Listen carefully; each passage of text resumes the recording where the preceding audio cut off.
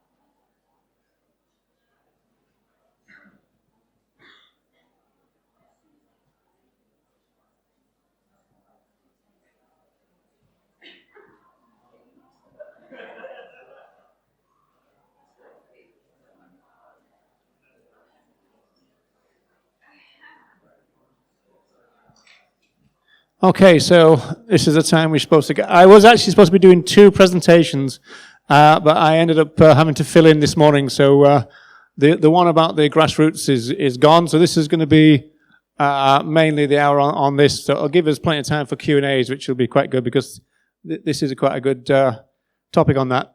You've seen people do those kind of fancy TED shows, right? Where they've got sophisticated equipment to change the slides. Well, I've got a mouse attached to the computer, so it has the same effect. Okay, well, my name's Roger Yates. Been a vegan activist since the late 70s. But I know what you've been thinking. That, there's a lot of good food in the festival, comedy, drinks, etc. What's really been missing is sociology, right? So this is what this session's all about, and that'll kind of balance things out a little bit. I'd like to thank the organisers, particularly Alan and Tim, who put together this incredible show and organised the entire team. Okay, so really we're looking at a snip.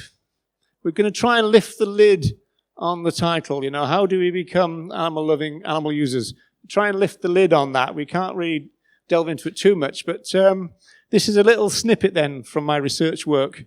And you can see it there on the top there, particularly a chapter called The Species Barrier Maintenance. If you'd like to actually read that, the easiest way to get into it is if you Google Roger Yates social construction. Usually that comes up. Obviously, I'm going to be showing you a PowerPoint and just picking out a few texts from that, just a few highlighted things. So if you want to see the full one, at the end, if it's intrigued you enough, then if you email me, roger.yates@ucd.ie. UCD is the University College of Dublin, so that's where I'm an occasional lecturer. What we're really doing then with this thing is going into something that's very basic in sociology, which is the processes of socialization. Although it's a basic concept within the discipline, as you can see here, it can get quite complicated. These are the agents of socialization. We'll be sticking really to the bit at the top in the middle there, kind of family socialization. When we talk about socialization in sociology, we tend to split it up into 2 things. We talk about primary and then secondary. There is a concept called adult socialization, but mainly we talk about primary and secondary. So we're going to be in that kind of basic kind of area. What we really mean, though, because we make some big claims about socialization, is it's the process by which we become members of society, how we become citizens. It's how we learn the norms and values and the attitudes of our society. There is an aspect to it, though, which is the fact that we learn to conform to those norms and values as well. And in fact, sociologically, one interesting thing is that most people are conformists in a sociological sense. We tend to conform to basic ideas of our own society and our own culture as we're born into it. Even people who self-identify as radical, if you, as it were, scratch between the surface, you'll find that there's quite a lot of conformity in their basic core views which they learn as children. The top left there, you'll see that's the secondary socialization, people like McDonald's. These are the corporations, the kind of peer things, the things that people see, kids see on the radio or on the TV and the internet. Bottom there on the right, that's gender socialization. And then the one on the left there at the bottom is a very kind of basic traditional idea in sociology, the idea that social institutions are pouring the norms and values of society into the heads of children. And that means, of course, that socialization is a generational thing. Our norms and values of society are transmitted generationally. And then the last thing on this is this slide shows us two things. First, it's seen as a problem if children are not socialized. So you get kind of, as it were, wild kids, unsocialized children. And in fact, the education system is often seen as the mechanism for which society kind of knocks kids into shape if the family have not done it in the first place. And then in terms of socializing agent, then in a conventional sense, doesn't apply to everybody, obviously. In a conventional sense, you're talking about the first job is mum. She is the main socializing agent in a kind of conventional sense. And we are talking about very basic things, how to use a knife and fork and how to go to the toilet, this kind of thing. Human beings, when we're born, we're helpless beings. We pretty much can't do much except for suck and push things out of the other end. But we learn pretty quick. And so we have to have these agents of socialization. So what's really going on is this. The transmission of society's norms and values, society's culture, and that is transmitted generationally. Okay, so I'm going to come back to that in a little bit. But in terms of our focus, when I have more time and a different audience, a non-vegan audience, if you like, I would give out pencil and paper, and I would just ask people, without any more cues or clues, will you please draw me a farm? And generally speaking, this is what I get back. It's not as good as this. Usually a line drawing of this kind of thing. The only people who don't draw this are animal advocates. I did a talk at my university in North Wales a few years ago, and there was two animal advocates in the audience, and they drew battery cages and sow stalls and slaughter lines. Everyone else drew this. And so there's some kind of common themes that we get. And of course, what people are doing is they're drawing on those early learning books that they experience as kids. So the themes, and this is the main one, is this is a pretty happy place. And so this is the kind of mind's eye farm for a lot of people in two ways. This is either the farm that they know about or the farm that they want to know about, even if they know other things as well. So if you're an animal advocate on the street and you talk about the use of other animals in farming, the chances are people are going to think about this. This is their cultural resource to answer you. This is what they think of in terms of animal farming. So it's a happy place, all free-range beings there, and there's no cages. The other animals are said to have homes. They have adventures out in the field, and then they come home, and they are there with their family units. That's another main theme. You've got family units, family groups. In fact, it's usually a bit more elaborate than this. Here we've got ducks and ducklings, but normally we've got chickens and chicks and horses and foals, etc., cows and calves. Usually there's a lot of that, all smiling, all going back to their home after a day of adventures with their family, and everything is kind of hunky-dory. From an animal rights point of view, you don't have this. In either the pictures that people produce or the books from which they are using as a resource, there is no suggestion of slaughterhouse trucks. They're not going to arrive. So this is a concept that we'll come back to a little later on, the issue of kind of end use. There's no suggestion of end use here. It's just the fact that here you have a farm full of other animals. They all have a great time, and that's the end of the story. Okay, so we'll come back to that. Just want to put on some issues then, going back to sociology, but I'm actually using some work from a psycholinguistic professor, Stanley Sapon here. But he's looking at the generational transfer of culture and norms and values. And he does it in a general sense, but he also looks at how our relationship with other animals, other sentient beings.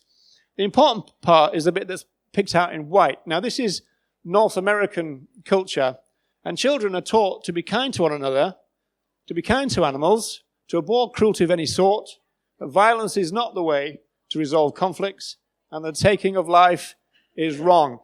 Now, normally, that creates a few kind of smirks in the audience, because we talk about North American culture, and you think, what? You know? But the interesting part about that, and part of my story, is that this is the initial thing that the children are taught. And essentially, what Sapon is talking about is what happens when a little bit of reality comes in. That's where it becomes interesting. But what we get, according to Sapon, is a kind of package of norms and values. He calls it a syllabus. And of course, again, they're passed on generationally. This is the kind of power. Sociologically, the most powerful things in our lives are the things we don't particularly have to think about. You know, like easygoing oppression, easygoing speciesism, even easygoing racism. If things are like that, unsaid, unspoken about in your society, then they're powerfully within you. It's kind of like we internalize those values. Once people internalize social values, they become part of that person, and that means it's quite hard to shake them then. And of course, we vegans are in the shaking of values business. Okay, so he says that eventually we kind of had to cue our kids into the fact that society is not quite as rosy as we first told them. In fact, some of the values of real society violate the values that we've just spoken about. And in fact, the violation of those values are often celebrated. So in some senses, this is a problem, and certainly psychologically can't be beneficial, Sapon says. And effectively what he says is that we've got a two-tier value system. We have the kind of goodness and light at the beginning, and then we gradually cue our kids in to the reality. Now this is a general thing. It's not just about our relationships with other animals.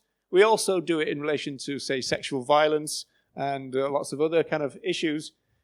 Parents protect their kids from knowledge. Okay, so we tend to think, well, we'll tell them this, and then when they're old enough to know, we'll tell them that. It's kind of a natural thing to do as parents. We protect our kids in that way, and we also do it in relation to our use of other animals. So this is about the only thing I'm going to read out. It said that adults typically raise children from birth to 5 or 6 years in a kind of fantasy land of ideal behavior on the part of the world's inhabitants. In this land of goodness and mercy, other animals are humanity's friends, and vice versa applies. So this is the kind of vision that we get initially. And when Sapon looked at the publications from which people draw those pictures that I talked about, then he finds the same pattern. There's no kill lines, there's no slaughter. And in fact, generally speaking, in a very overt sense, you don't see in these early learning books other animals being eaten or on the plate in an overt sense of that's what it is. You might see pizza being eaten, or you might see hamburgers, but you don't necessarily understand that you're dealing with a dead body, essentially. So this is Sapon's research question, which is of interest to us, because what indeed does happen when we kind of move from that fantasy land and we start to learn that actually some of our values in society are not so good. What's really going on is that we're moving from being moral patients into being moral agents. Now, this is quite important for us.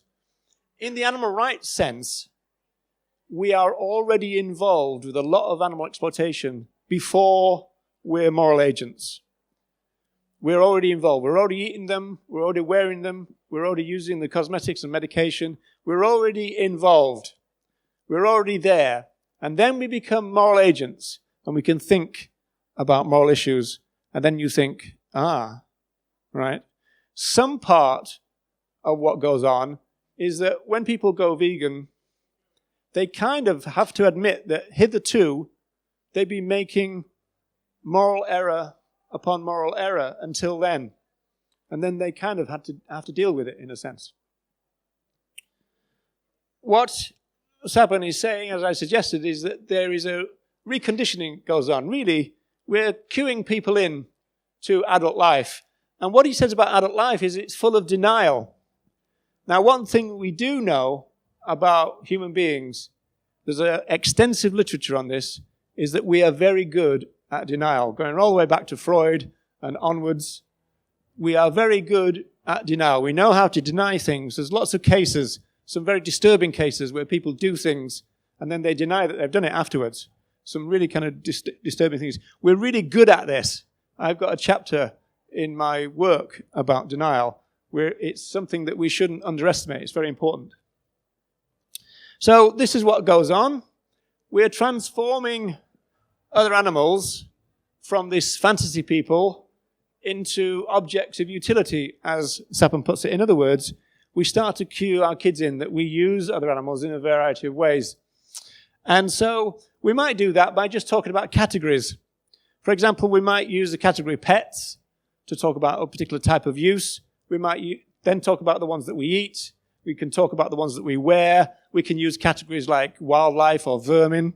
And so we're kind of cueing our kids in to the fact that our relationship with other animals is far more complicated than what was initially kind of taught to us.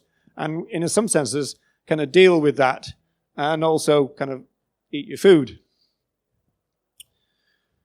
And another general kind of psychoanalytical point is that society is full of denial, which means that in some senses we do kind of lie to ourselves.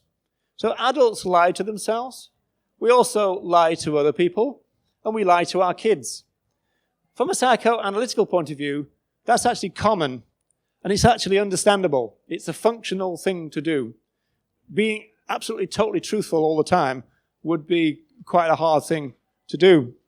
We often say that knowledge equals power, but there's a very real sense that knowledge also can equal pain.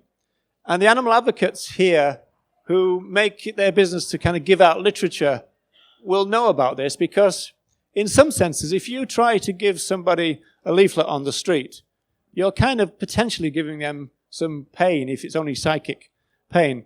If you flip it around the other way and you're the recipient and there's an animal advocate coming for you and you go, okay, this person's trying to give me some information. Am I going to welcome this information? Maybe I'm not. Maybe this is not going to be a story that I want to hear much about. Maybe this is something that I would like to stay fairly kind of pushed away. You know, it's a very real thing. Carol Adams talks about it with a fairly famous concept called the absent referent. I don't know if you've heard of the absent referent, but essentially one example of that would be when we go into a restaurant, we don't order a dead body. We order a steak. But by saying steak, that is the socially sanctioned way of ordering a dead body. Okay, that's what's going on. We are ordering a part of a dead body, but we call it a steak. And so there's the actual referent is absent. An example of that, when I started volunteering with the VIP here on my T-shirt Vegan Information Project in Dublin, we were given permission to do some stalls in Temple Bar, which is a very famous kind of touristy place in Dublin. I'm sure some of you have been there. And our stall was pretty close to a hamburger bar. And they complained to the people who gave us permission in the first place.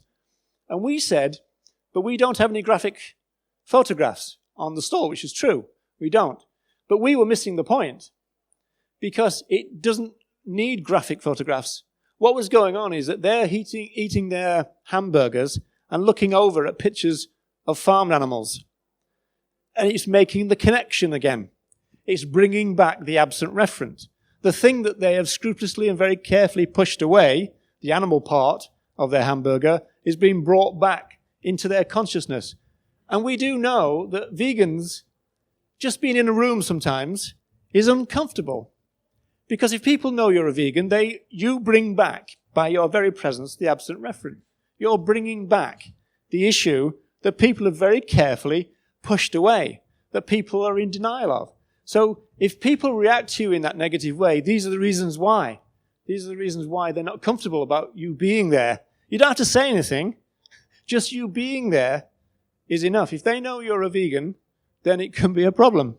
So, people don't want to know necessarily. People say all the time, I don't want to know, don't tell me. You've probably seen this in your family or whatever. Don't tell me, I don't want to know. It'll spoil my dinner. Very, very common thing. So, what is it better to know? Because in the literature, it's interesting, there are other things to do with knowledge than know it.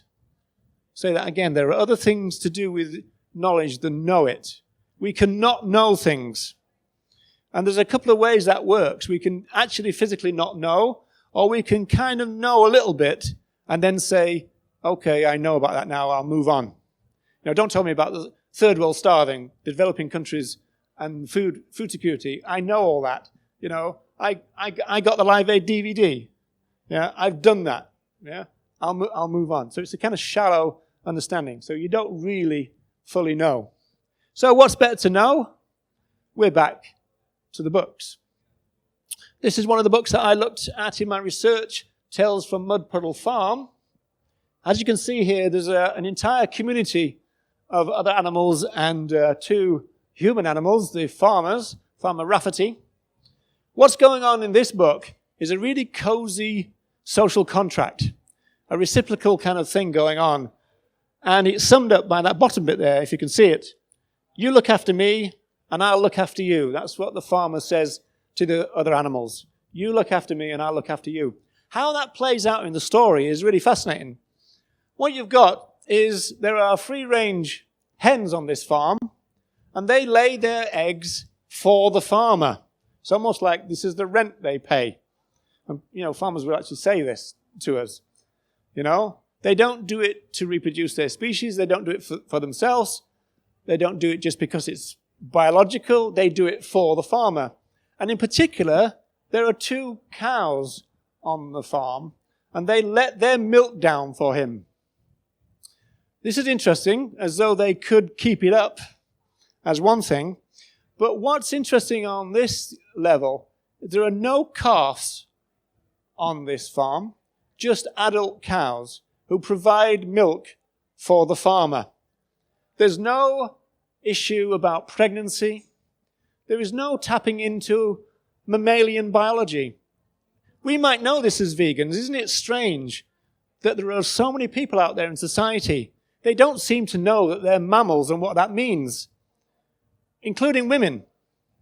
They don't know what it means to be a mammal. And so they say that cows just give milk. They give milk for life. But they know that they couldn't do that. They would dry up. But they don't transfer that to other mammals. And part of that is the fact we're in denial again. We don't self-identify as animals. If people call you an animal in the street, they're insulting you, right? We don't self-identify as mammals, and we certainly don't self-identify as apes, do we? Again, if somebody called you an ape, now if somebody called me an ape, I should say, yeah, no. But we don't. We see it as an insult, right? So that's what's going on in this situation. Very cozy social contract where the other animals work along with the farmer. Now, just to bring this back, this issue came back into my consciousness a few years after the research in a kind of weird and unusual place, and it was this. Came back as a McDonald's Happy Meal. And in fact, there's a YouTube of the illustrator talking about this, and he's kind of going, wow, I did the illustrations for this book, and now McDonald's have done it on the Happy Meal. How fab is that, as it were? But I was thinking, wow, there's a bit of a disconnect there, isn't there? Somebody draws pictures of happy animals, and now there's bits and pieces of animals in this box. But in fact, it is actually quite easy to think about. And the real key to it is the word happy. So we've got other animals on happy farms, and what better to perpetuate this myth than that they find themselves in a happy meal? So everything is happy right from birth to slaughter, which is never mentioned in the first place. So it's not particularly difficult to think that these other animals find themselves on the cover of a McDonald's Happy Meal. It's not as shocking as we might initially think. Okay, this is some other, just to finish off really, some of the publications that I looked at. Some of the very basic ones are really kind of getting the kids, what they do. You get the kids to, what do animals say? What does a cow say? What does a dog say? That kind of thing. However, the narrative of these books can get quite complicated fairly quickly. The one in the middle there, Nubbins and the Tractor, that's a fascinating book. It's about animal property. It's about the transfer of animal property from one human being to another. And that taps into the fact that culturally, other animals are things. In law, there are two categories, persons and things. They are things. They are items of property. We can kill our animal property so long as we don't cause unnecessary suffering, which is a cornerstone of animal welfare. We can kill our pets. We can kill our animal companions. We can do it ourselves so long as we don't cause unnecessary suffering. Normally what we do is take them down to the vet once we're fed up of our living ornaments. So what happens in the story is that the farmer buys a tractor. This makes Nubbins the horse redundant. And so Nubbins is going to be sold. And the son doesn't like that. And so he says to his dad, can you transfer the ownership of Nubbins to me? Which he does. And then the tractor breaks down. And so that means that suddenly Nubbins is needed again to work on the farm. And the end of the story is you've got the son, now the animal owner, and the owned, happy as Larry, going back to work on the farm. So there is actually quite an interesting narrative going on there. The Four Ways Farm is a kind of entire community of other animals. Humans don't seem to appear there at all, as though they just live there and have their adventures, etc. When we get into the teenage market, we're back into categories now. This is Animals and You. It's kind of like a poppy kind of magazine. It's aimed at teenage girls or young women. And they're really into the categories game. Most of it is about pets. Most of it is about the other animals that are categorized as pets. Free living beings get a mention too. And actually, farmed animals do get a mention, but only as food. So what you would get, say, there's a Christmas edition, and the question there is, what should we have for Christmas lunch? And the answer is, well, we'll have the traditional turkey and all the trimmings. So the image there that you get is of the child and the pet enjoying the unnamed farm animal. Now, again, playing with the categories that we've come to understand. Some of them we use as pets. Some of them we use as food. Some of them we use to wear. And finally, we've got Market Day. This is like a board game. It's a bit like Monopoly. And the players in Market Day are farmers, and they rush around the board, having all kinds of adventures, and they win. Each farmer is a winner once their farm is full of other animals. There's no questioning issue about why would they do that? What are they going to do with it? So there's no end game again. It's as though culturally, well, we're dealing with farmers here. What do farmers do? They fill their farms with other animals. That's what they do. So this is what this game is all about. Quite an interesting kind of issue in the sense that end use, again, culturally, is absent. Why spoil the game by getting them to take them to the slaughterhouse? And so we're trying to lift the lid on this question then. How do we end up in this state? And the sociological answer is that we're born into a culture in which this is the norm.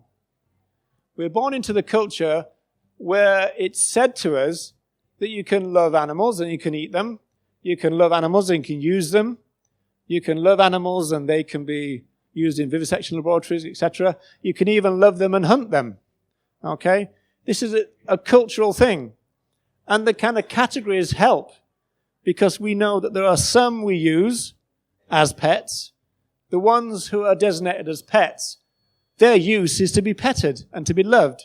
The ones designated as food, their use is to be eaten. Which is why sometimes in some horrible, filthy, disgusting foreign land, some people make categorical errors, don't they? And they start frying and boiling up the cats and the dogs. And all the people in Britain and elsewhere, they go rather upset about that because they're doing it to the wrong types. That's the problem there. And so you get all this racist stuff coming out. You know, the damn Chinese and the damn Japanese and everything else, because they are using other animals which our culture says is wrong. Really, they're just using them. I mean, in Japan, for example, foxes are seen as sacred. We hunt them, you know. So that kind of lifts the lid on this question, and it shows that we are born into a deeply speciesist society. That is our job. As animal advocates, as vegans, we have to challenge cultural speciesism. If we don't, we'll never win. We can't win so long as the culture of our society is deeply speciesist. It's not about individual butchers or vivisectors. It's about the culture. We have to find a way of shifting the culture to make it not acceptable anymore to teach our kids that they can be animal-loving animal users. Okay, is there any comments or questions, please?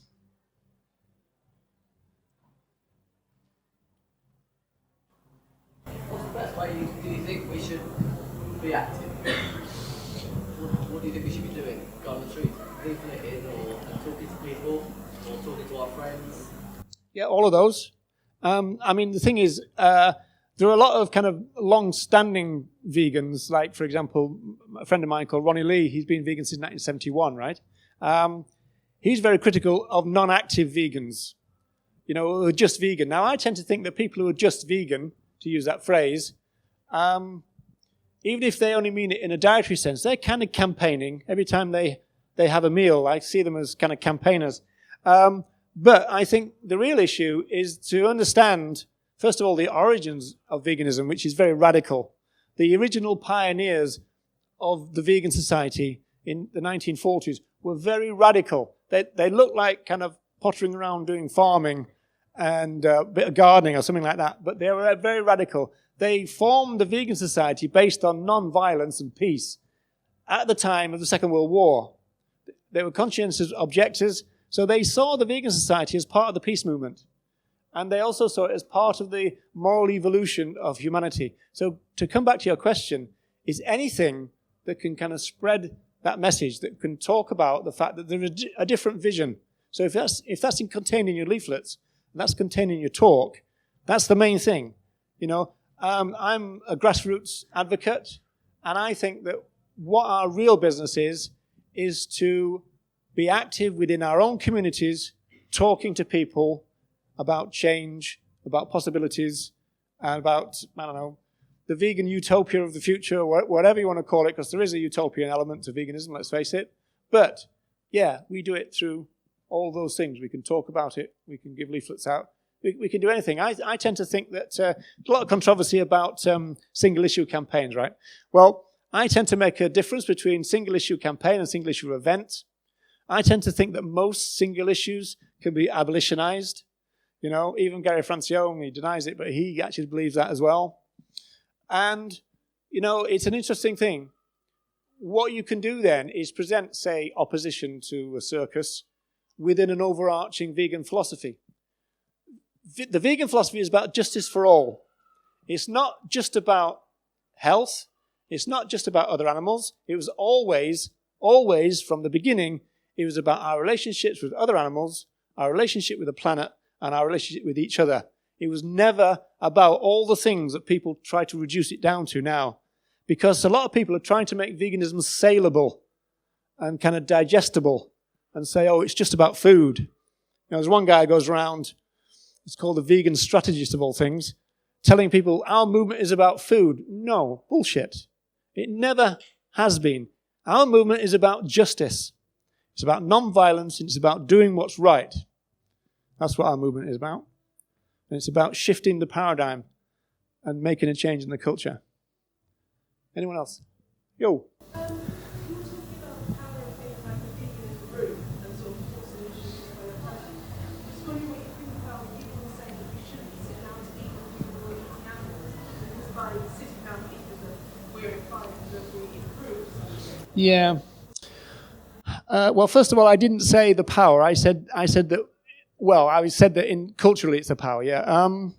It's a difficult one, that one, because obviously we can engage people, but then again, most people say the worst time to talk about veganism is during a meal, for one thing. I used to still know a playwright called G.F. Newman, and he wrote Judge John Dee. I don't know if people have seen that. And he's been a vegan for years, and he won't. In fact, when he's filming, he makes the entire crew and everything else, they all go vegan, or vegan in a dietary sense. And he will not sit down with somebody. He says that I wouldn't sit down, or I wouldn't be in the same room as somebody raping a child, so I'm not going to be in the same room as somebody digesting the dead body of an animal who wanted to live. So I can understand that. It is a bit isolationist, though, isn't it? So I think it's a real dilemma.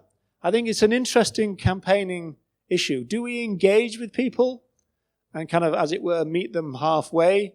And that means sitting down, At the same time, if we recognize what they're doing, it makes it difficult for vegans. So I can see there's a problem there. I mean, what do you think? I don't know, that's why I'm not. Oh, right, okay. Well, we both don't know then. You? I just come out of hospital, so my voice is very strong. It's all that hospital food. All right. I think there's all kinds of public media, health campaigns. Essentially, the first point is to give people information, raise awareness. The second point is to give them education. Education means changing, helping them change their point of view. And the third one is if that doesn't work, then say with alcohol, you introduce laws whereby people can't drink and drive. But the third thing is you introduce enforcement. The enforcement in our paradigm is where you say, and I ain't going to sit down and eat an effing meal with you, mate. Yeah, okay. I mean, you raised some interesting points there, especially the enforcement part. Essentially, I got a blog entry which is kind of called a numbers game.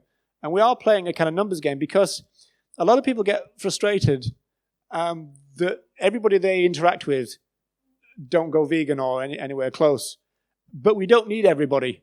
We just need a certain percentage. Now, we don't know what that percentage is. Some theories of social change would say 10%. Others would say it's kind of more than that. If there are people struggling with their family members in this audience, let me just say this as a sociologist. If that is the case, that's probably because you might be the worst person to talk to your family about this issue. In other words, they might be much more receptive to it if they were listening to it from a stranger. That's because when you're talking to them, there's a lot of family baggage, and also, I'm not going to let my little sister tell me this, that, or the other. There's a lot of stuff like that. So sociologically, I know that it's very frustrating that you can't get through to your family, but it's actually quite hard sometimes. Yeah. But, going back, I would say that in relation to forcing people, it is true. I used to have this concept called the militant meat eaters, and those people will have to be forced in the same way as, when most people kind of agree with the drink driving or using mobile phones in cars, there are some, the end people, the militant people, the kind of stubborn ones, who have to be forced. That is true. We will probably have to use law. My own position on that is that in terms of vegan advocacy, we're far too early to go to law. I don't like politicians. I don't trust them. I've never met many good ones. And they're all in a system that kind of corrupts their values, even if they're good in the first place. The culture is just not right at the moment. I would suggest that we go for the population, because politicians are followers. They describe themselves as leaders or prime movers, but really they're followers. They follow the votes and they follow the money. So it's not time for politics in my view.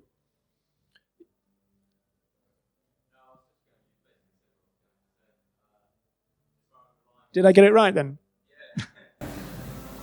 Relying on the system that we live under, which is quite manipulative and suppressive, it's relying on that system to change us seems to be quite a false hope, where if we can, amongst ourselves, seems to direct to any of this. Yeah, there also is a kind of like social psychological issue to that. It's much better, rather than banning something, is to get it to fizzle out.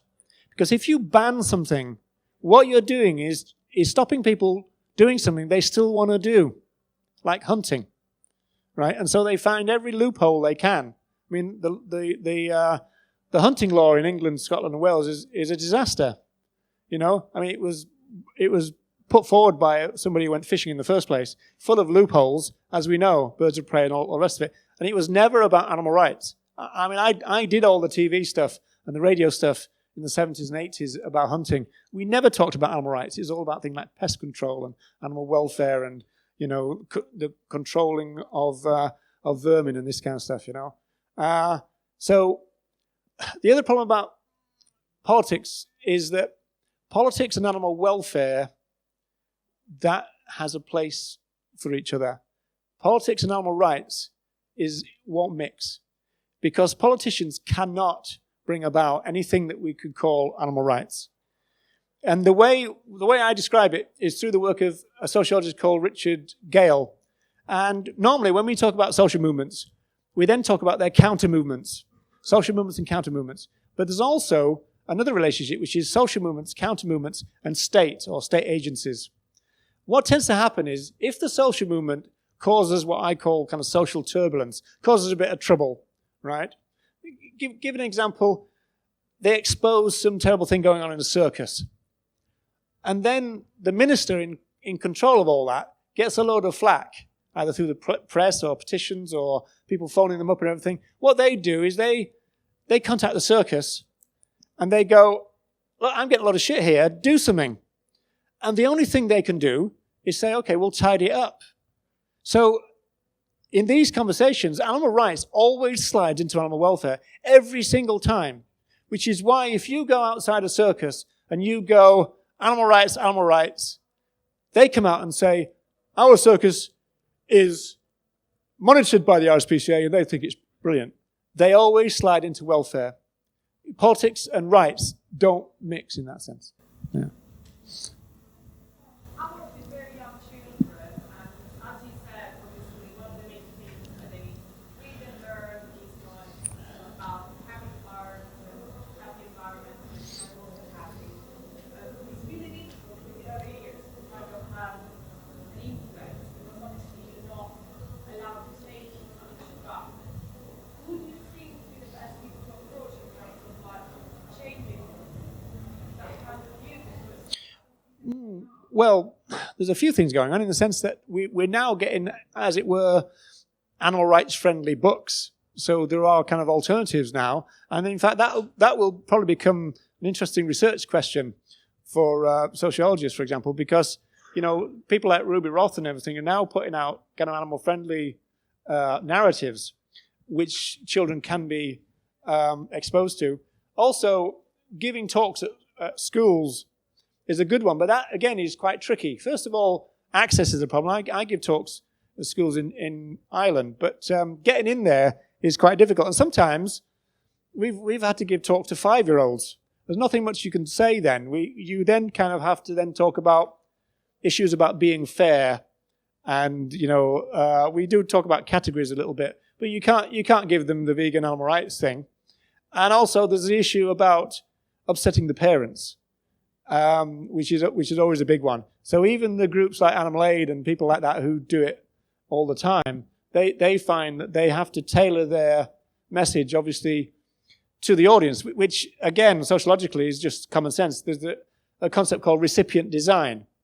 So we're doing that all now.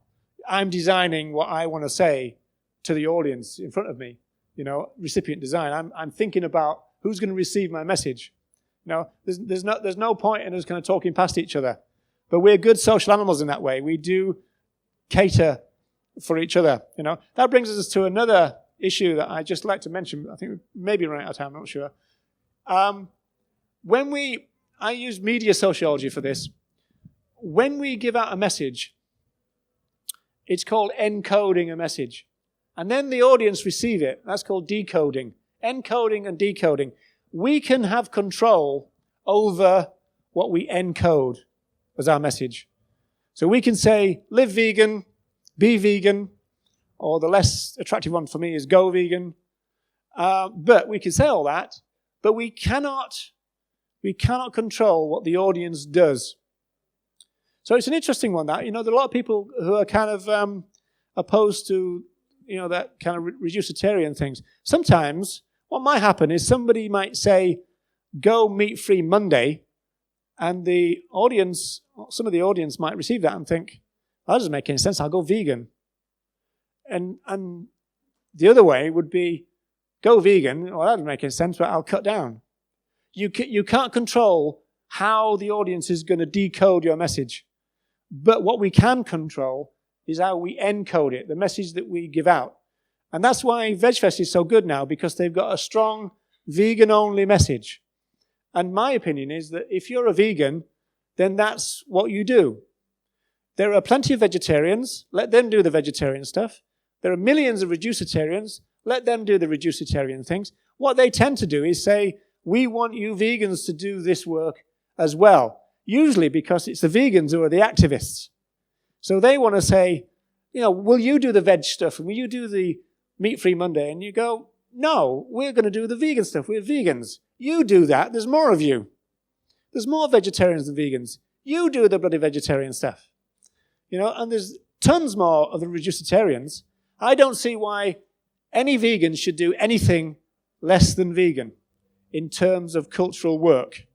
And that means being honest to people. You don't be a politician and kind of hide what your position is.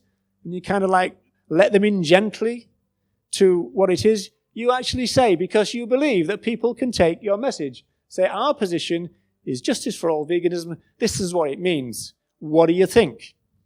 And the other point to that is, if we don't propound that message, we'll never know how it's going to be received. Donald Watson said in 1944 that people have to be ripened up to new ideas. You don't wait for people to be ready for veganism. You make them ready for veganism, because it's a bit like advertising. You just keep going at them, giving them the concept, giving them the idea until they get used to it. And that's exactly what, when I went vegan, people couldn't even pronounce the word. At least they can now, mainly. People still say vogan and vegan and all the rest of the stuff sometimes, but most of people, they know what vegan is. They've got a general idea of what it means. When Peter Singer wrote Animal Liberation in 1975, he started off by saying, this is going to seem like a parody of the human liberation movement. Because, Singer's not a rightist, right? We know that. He doesn't stand for animal rights. So he's a utilitarian, and he said, this is going to be a parody. But the idea of animal liberation now, nobody's going to laugh at that. But they did in those days, in the 70s. In the 1970s, the most well-known vegetarian restaurant in London was called Cranks. It's called Cranks. I mean, things have really moved on. People know what vegan is. They're not going to laugh their socks off. They're not going to crap themselves at the word. They're going to be, I say in my work in Dublin, with a lot of vegan curious people. They will sit down with you, and they've got lots of questions. Usual things, where do you get protein from, and blah, blah, blah, this, that, and the other. But they're not scared of it. There are people in the movement who suggest that veganism is a scare word. That's wrong. Veganism is not a scare word, and vegans should be the ones out there propounding it. Because the vegetarians are not going to campaign for veganism, and the reducitarians are not. We have to do it. We're the minority, we admit that. But, don't get sidelined. Don't get distracted. Go for vegan. That's what we want, isn't it? Do you know how many vegan sports speakers there are in England and Wales? You'd probably have to speak to the Vegan Society and Animal Aid for that, and Viva as well. There's only a few. Dean Brasher was here yesterday. He's one of the main... I think he started with Animal Aid. He's now the Vegan Society guy. I think he's done... he was saying 2,000 talks or something, I think he was saying. So there are some people out there. As I said, access is the problem I found. Getting access to the schools is quite a difficult thing. Because obviously, they're in kind of loco parentis, aren't they? They've got responsibility. So they're not going to invite people in who they think is going to upset their kids. I did a school talk once, and we had a call from the teacher about half an hour later because there was one kid who didn't see the connection between a cow and a hamburger. And when they did see it, he was actually very upset. And then the teacher rang me and said, "Don't worry, everything's grand. The little chap is eating a ham sandwich now, so everything's fine. He's settled down." Are we late? Is it your time? Okay. All right. Okay. Yes. Say the difficulty using access. Yeah. You personally, if you were allowed more access, how would you tackle not upsetting the kids in your professional capacity? Okay. Well, if you look at, there's a website called if I remember it now, Animal Education Outreach. That's a Dublin one. And what we did was we looked at the Irish curriculum and we tailored our work to that. So we can talk to kids who are 5 right up to college ages in appropriate senses in relation to the level that they're at educationally and in relation to what they're being taught. Like, for example, they do like citizenship type lessons. When they get older and older, those get more and more complicated. They get, and so again, it's a little bit like this lecture. We kind of gradually increase the sophistication of what we might say to them. And that's the same in education. So that's how you do it. You would look at the curriculum and tailor it to the age group. And a lot of it is just common sense. Yeah. Right, I think we might be done. So thanks very much.